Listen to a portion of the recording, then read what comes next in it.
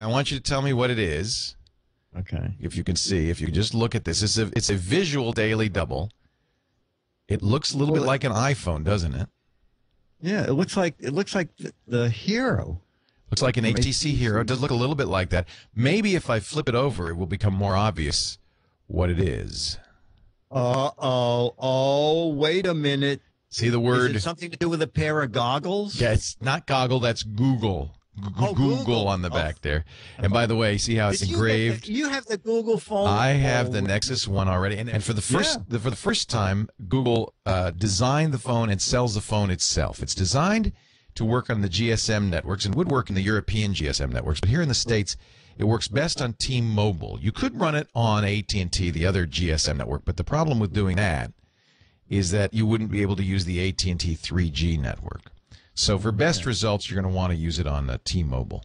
But this phone... You have the Droid too, don't you? I have the Droid, and I liked the Droid, but everything I wasn't crazy about with the Droid has been remedied in this phone.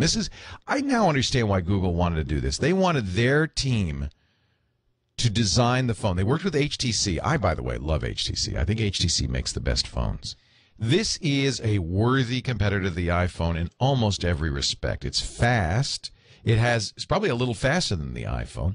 It's certainly got a better screen. It's got an OLED screen that's dynamite. Now, one thing about OLED screens. That's a big screen, too. How it's big. It's high resolution. Let me look it up for you, because actually I don't know off the top of my head. I do have to say one thing about... That looks like 4.5 inch.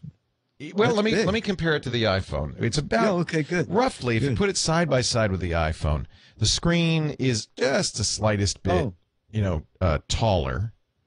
Not much wider, just a touch taller, but it's higher resolution.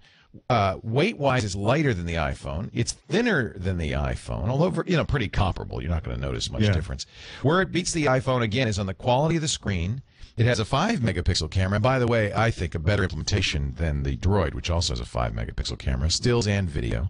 Has a built-in flash like the Droid, but it's an LED flash. Works with the same headphone jack that the 3.5-millimeter headphone jack that the iPhone and the Droid work with. So it's not a non-standard headphone jack. That was a real negative on the G1, the first Google phone. This charges, and I love it. Unlike the iPhone, it charges with a standard micro USB port, just like the Droid. Nice. That's really great because I don't want to carry a bunch of specialized cords around with me. The sound quality on this is excellent. The processing power is excellent. In fact, one way you can kind of tell is they have live desktop wallpapers. Here, let me just show you some of the wallpapers. Five home pages, 5 home screens, which is 2 better than the Droid, and I think 5 is a good number. I haven't even filled up all 5, but let me just show you. Here's a Galaxy wallpaper. So the wallpaper sits behind your icons, behind your stuff, and is moving. Wow, so it gives the phone kind of this feel of being a little bit alive. It also supports, unlike the iPhone, widgets. So you can have, icons like you do on the iPhone, but you can also have larger widgets that do more. For instance, here's a new widget that comes with this phone only. This is the Google Android 2.1. It's a Google News and Weather widget. So you can see scrolling news and weather on your desktop. It's live. The applications for the Google phone for Android now are getting pretty rich. You see, I have quite a few applications on here, including some of my favorites like Quick, Evernote. Seismic makes an excellent free Twitter application I like a lot. Twit.tv, of course, you can watch us on Android. You can even watch us live video on the Android. Open Table, Where, Pixel Pipe, which I use to take a picture, then send it to my blog and so forth. All are available. It's got a fairly good Google authored podcast application called Listen, although there's some other choices. Google Goggles is pretty good. Maybe you've heard about that. Lets you take a picture of a landmark or a logo or even a business card. If you take a picture of a business card, this is pretty cool. It'll scan the fields and it will add the business card to your contacts.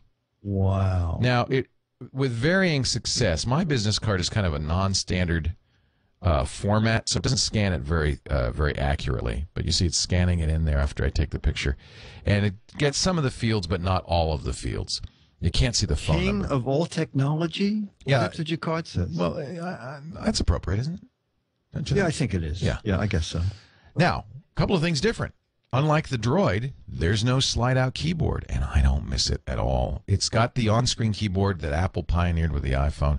And frankly, I think it's better than the iPhone's off-screen keyboard. Very similar in a lot of ways, but with predictive text. I love this. This is on all the Android platforms, this slide-down notification window. So when new messages come in or information comes in, there's something new to download, this window will slide down and tell you, oh, you've got some new email here. I've got some Google Voice messages. By the way, something very interesting in this phone, you can use Google Voice, which is Google's telephony application. You can use Google Voice to make all your calls on the phone if you want, which could save you some money. In fact, I have it set up just to make international calls, but that's going to save you a lot of money. As I said, T-Mobile is probably the best U.S. carrier to support this. You've seen this. This is on the iPhone, but this is really cool. It's got a search by voice application. Watch. Let me press this button, and then I can dictate. The Daily Gizwiz. So now it's searching. Let's see if it can find. What does it come with? The Daily Gizwiz and the TwitNetCast network. Wow. That's impressive, isn't it? That is impressive. And it's tapping me on the shoulder, too. It comes to visit you. Well, watch this. This is kind of cool. I can say something like pizza. It knows where I am, and it'll give me a list of pizza places, including phone numbers, in my neighborhood. So that's pretty cool.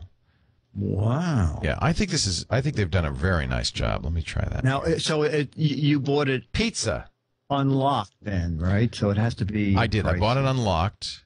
Okay. Yeah. These are nearby pizza places, which is pretty cool. It looks in your phone book as well as on the internet. This is an unlocked phone. So if I go to Europe, I take out the T-Mobile SIM, I put in a European SIM, any GSM SIM, and now this phone has a local number in Europe. Yes, you could put another battery in it. It supports that. It supports SD cards. Comes with a 4 gig micro SD card. I've ordered a 16. They have 16 gig now micro SD. So I've ordered a 16 gig micro SD card. The only thing that's missing that makes me kind of sad is Android, the Google operating system, doesn't yet support Audible books. When that does, I will abandon the iPhone in a heartbeat, because this really is in many ways, I think, a better phone than the iPhone.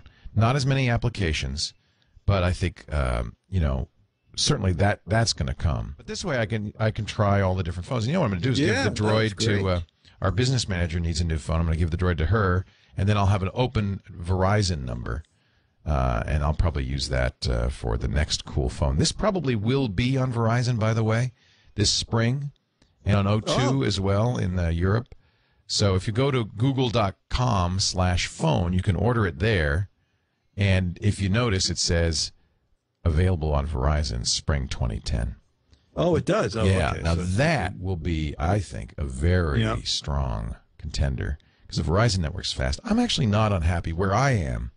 I'm not at all unhappy with the T-Mobile network. I get pretty good 3D. I'm sorry, not O2, Vodafone in Europe. Thank you for the correction. So I'm impressed. Unlike other phones, this has a trackball on it also, unlike the other Google phones, which is kind of handy for scrolling It does video, around. too, right, Leo? Oh, absolutely. Absolutely. Yeah. Wi-Fi, 3G, video, GPS. That's kind of a requisite now of any smartphone. It's got to do all of the above, right? $179 with a 2-year contract with T-Mobile, $529 unlocked. I'm very impressed with. It's called the Nexus One. The implication is, and I think Google has said, there will be a Nexus 2 and more, and on and on and on. But this is really Google saying, "Hey guys, if you're going to do an Android-based phone, this is the standard. This is the reference standard." Great browser. Did I mention a great browser?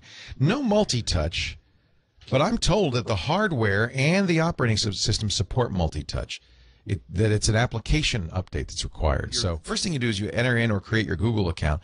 I entered my existing Google account. It took all the applications, settings, wallpaper, everything from the Droid and installed it. Within 10 minutes, this phone did everything the Droid did. It knew what I want, all the stuff I wanted. Plus, it gets all my contacts and calendar information from Google Calendar and Google Contacts. It also supports for photographs. It supports Picasa. So if you store your pictures on Picasa Web, you'll be able to have access to all of those online pictures on the phone too. So this is a great phone. I'm really impressed. I like the interface. It's gorgeous, isn't it? Yeah. Yeah. If you don't want to buy an iPhone, or you're not on AT&T, you want to be on T-Mobile with an unlocked phone, or maybe Verizon, I think this is a phone to look at. Good battery life, comparable to the iPhone. We get through all day easily. That is the Google Nexus One.